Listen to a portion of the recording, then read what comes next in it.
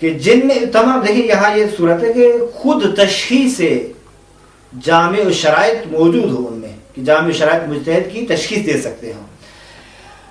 ایک ایسا گروہ جو مرجع تقلید اور جامع شرائط مجتہد کی تشخیص دینے پر قدرت رکھتا ہے اور ان کے کہنے سے اطمینان حاصل ہو جاتا ہے، اگر وہ کسی معرفی کرتے ہیں تو اس صورت میں بھی آپ اس گروہ کی بات کو مان لیں اور اسی کی تقلید کر سکتے ہیں جس مجتہد کے لیے وہ گروہ کہہ رہا ہے. آخر میں ایک نوٹ سے بیان کرتے ہیں، وہ یہ ہے کہ دیکھیں مرجع تقلید کے انتخاب میں عورت اپنے شوہر کی تابع نہیں ہے اور اولاد اپنے ماں باپ کی تابع نہیں ہے. ہر ایک کو اختیار ہے کہ وہ تحقیق کرے اور گزشتہ جو طریقے بیان کیے گئے ہیں اس کے مطابق کسی کو بعنوان مرجع تقلید قبول کر لیں. کہتے ہیں کہ ہاں البتہ یہ ہو سکتا ہے کہ مثلا زوجہ اپنے شوہر سے رہنمائی لیتی ہے، رہنمائی میں کوئی حرج نہیں ہے، یا اولاد اپنے ماں باپ سے رہنمائی لیتے ہیں، یا شاگرد اپنے استاد سے رہنمائی لے رہا ہے، تو اس رہنمائی میں کوئی بھی اشکال نہیں ہے. آخری عنوان جو ہے، البتہ اس مسائل کے حوالے سے باقی اور بھی ہیں کچھ عناوین. دیکھیں ہم مجتہد کا فتویٰ کیسے پہچانیں، یعنی کیسے ہمیں مجتہد کا فتویٰ حاصل ہو سکتا ہے. اصلاً فتویٰ کی تعریف کیا ہے؟ سب سے پہلے یہ فتویٰ کسے کہتے ہیں؟ کہتے ہیں فتویٰ کی تعریف یہ ہے کہ کسی مجتہد کی فقہی آراء کو، فقہی نظریات کو فتویٰ کہتے ہیں. بس دیکھیے جب کسی مجتہد کو انتخاب کر لیا گیا تو اس انتخاب کے بعد اس کے فتویٰ پر عمل کرنا بھی ضروری ہے، اور اس مجتہد کی فتویٰ کو حاصل کرنے کے لیے 4 طریقے ہیں. پہلا طریقہ یہ ہے کہ خود مجتہد سے سنو. مثلا آپ نے جا کر سوال کیا مجتہد سے، مرجع سے، اور اس نے جواب دیا، نتیجتاً یہ خود ڈائریکٹ خود اس مجتہد سے فتویٰ کا سننا اور اس پر عمل کرنا. نمبر 2، 1 یا 2 عادل شخص سے یہی مجتہد کا فتویٰ سنیں، یعنی وہ 2 عادل شخص یا 1 عادل شخص مجتہد کا فتویٰ نقل کر رہے ہیں.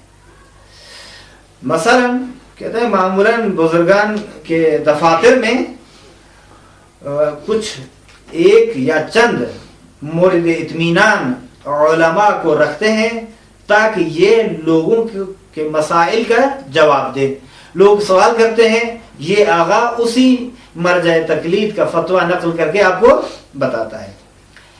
تیسرے نمبر پر کہتے ہیں ایک ایسے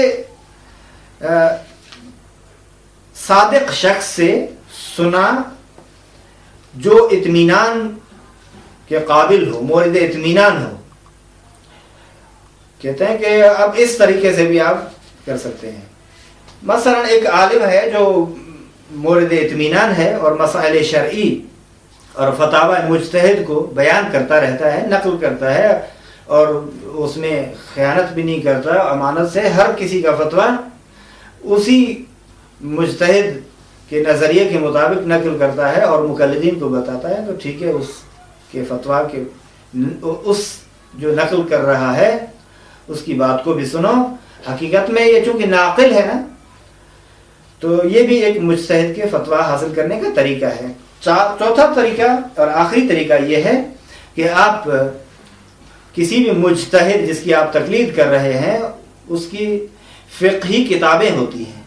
ان میں سے ایک ہے جس کو رسالہ عملیہ کہتے ہیں، یا اس کو توضیح المسائل کہتے ہیں. توضیح المسائل میں خود دیکھنا کہ یہ فتویٰ جو یہ حکم جو ہے وہاں لکھا ہوا ہے تو آپ اسی پر عمل کر سکتے ہیں. کہتے ہیں کہ دیکھیے مسئلہ بیان کرنے والے شخص کا وظیفہ کیا ہے؟ سوال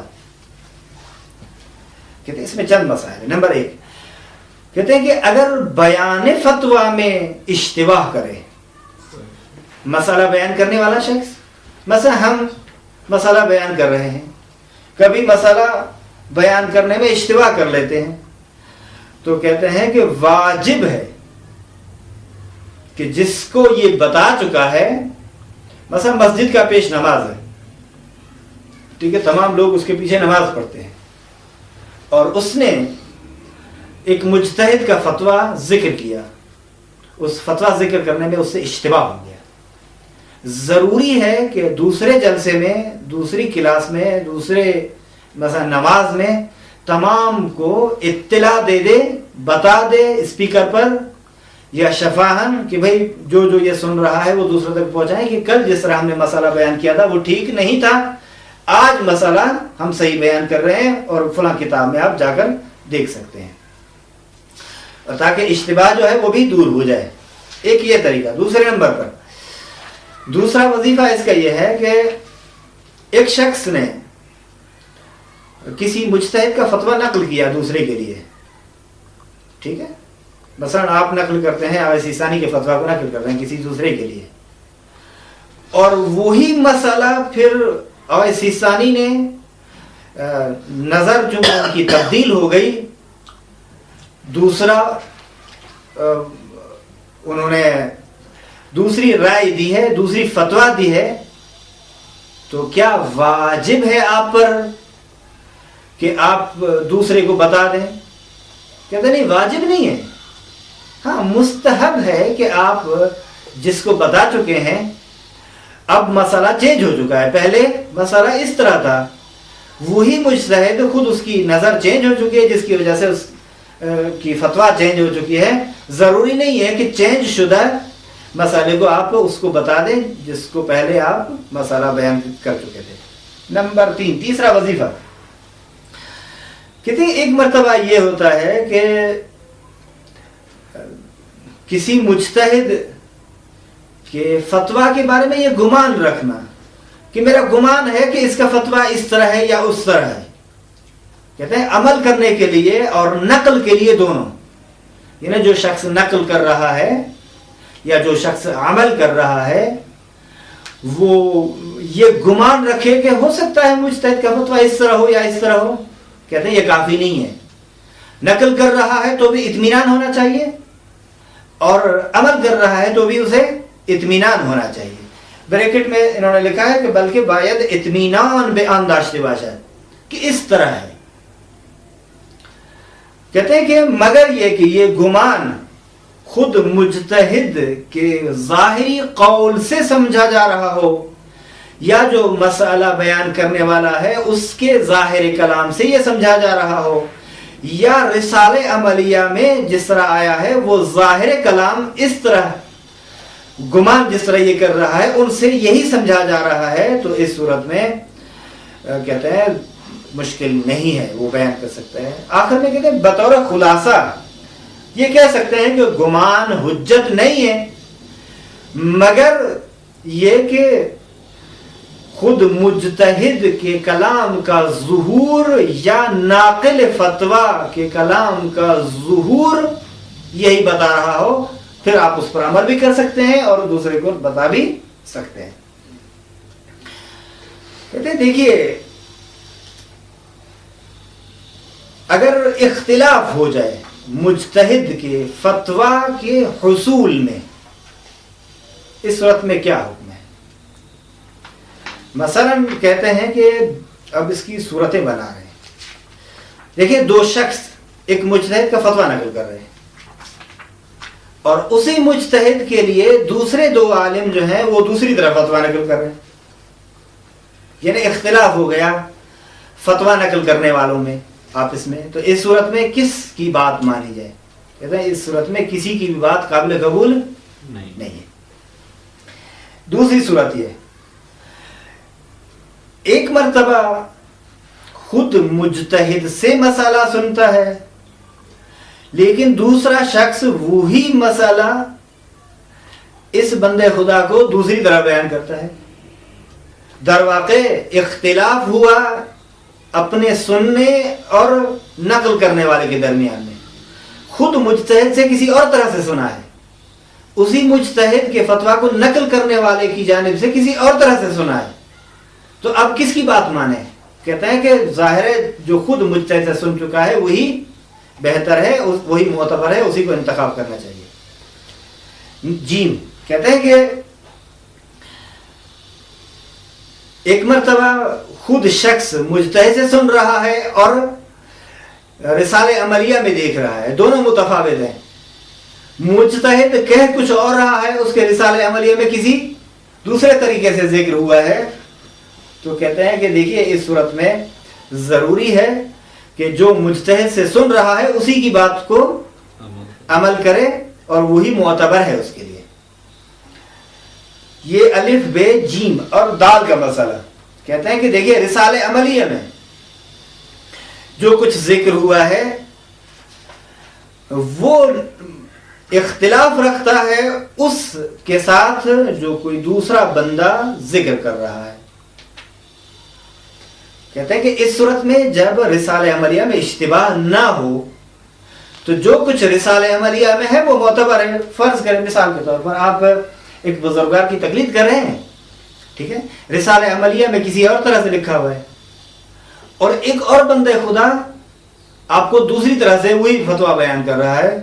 تو کہتے ہیں کہ اگر رسالہ عملیہ میں اشتباہ نہیں ہے تو آپ رسالہ عملیہ پر ہی عمل کریں اور وہ جو کہہ رہا ہے اس کو کہنے دو اور کہتے ہیں کہ نہیں بھئی آپ نے بات صحیح نہیں سمجھی. یا کہتے ہیں کہ مگر یہ کہ اگر یہی جو نقل کرنے والا شخص ہے، دیکھیں ایک مرتبہ یہ نقل کرنے والا شخص یہ کہتا ہے کہ یہ مجتہد جس کی آپ تقلید کر رہے ہیں گزشتہ اس کی رائے یہ تھی، اب اسی مسئلے میں اس نے اپنی رائے سے عدول کر چکے ہیں اور یہ ان کا اب نظریہ ہے. کہتے ہیں اگر یہ کہے تو پھر توضیح المسائل میں جو لکھا ہوا ہے اس کو نہ دیکھیں، اسی کی بات کو قبول کریں. آخری صورت اس میں یہ ہے کہ دیکھیے جو مسئلہ رسالہ عملیہ میں ہے کہ چونکہ اب چاپیں مختلف ہیں نا، ایڈیشنز مختلف ہوتے ہیں، بہت سارے مجتہدوں کی بہت سارے رسالے ہوتے ہیں. کہتے ہیں کہ دیکھیے اب ایک 2008 میں ایڈیشن ہے، ایک 2009 میں ایڈیشن ہے، ایک 2010 میں ہے، ایک 2011 میں. ان میں آپس میں ایک مسئلہ ایسا جو اختلاف ہے، وہی مجتہد ہے، اسی کے توضیح المسائل ہیں. کہتے ہیں کہ جو آخر ہے، جو آخر میں 2011 وہی مقدم ہے، جو متاخر ہے وہی معتبر ہے، اسی پر ہی عمل کرنا چاہیے. کہتے ہیں کہ مثال کے طور پر تحریر الوسیلہ اور امام راحل کے توضیح المسائل میں جو اختلاف ہوئے وہ بھی اسی طرح تھے، چونکہ تحریر الوسیلہ آخر میں لکھی گئی ہے. یہ کتاب امام نے اسے آخر میں بیان فرمایا، لیکن رسالہ عملیہ پہلے آ چکا تھا. اب اس دونوں کے درمیان میں اختلاف کی صورت میں جو آخر میں ہے وہی مقدم ہے، لہذا کہیں گے تحریر الوسیلہ میں جو کچھ آ چکا ہے وہ مقدم ہے رسالہ عملیہ میں جو آ چکا ہے اس پر. یا سیستانی کے متعلق آپ دیکھیں مثلا ایک تو خود رسالہ عملیہ میں ایڈیشن سے مختلف ہوتے ہیں فتویٰ نہیں، اسی مجتہد کے مثلا بہت سارے آثار ہوتے ہیں، بہت ساری کتابیں ہوتی ہیں فقہی. ایک کتاب پہلے لکھی اس میں اس طرح بیان کیا، دوسری کتاب بعد میں لکھی اس میں اسی طرح. سیستانی کی مثلا آپ رسالہ عملیہ میں دیکھیں اور منہاج الصالحین میں دیکھیں تو ظاہر ہے جو کچھ منہاج میں ہے وہ مقدم ہے اس پر جو رسالہ عملیہ میں، مگر یہ کہ یہ ثابت ہو جائے کہ رسالہ عملیہ یہ جو ایڈیشن ہے یہ آغا صاحب کی تجدید نظر سے اب یہ ہے، تو اس صورت میں چونکہ متاخر رسالہ عملیہ ہے اس لیے رسالہ عملیہ کو ہی مقدم کہیں گے اور اسی کو ہی معتبر سمجھیں گے. دیکھیے فتویٰ اور احتیاط کا فرق کیا ہے، آپس میں تفاوت کیا ہے. کہتے ہیں دیکھیں مجتہد اور مرجع تقلید جب کسی مسئلے میں فتویٰ دیتا ہے تو اس کے مطابق عمل کرنا چاہیے. ٹھیک ہے. مثلا ایک مرجع ہے، ایک مرجع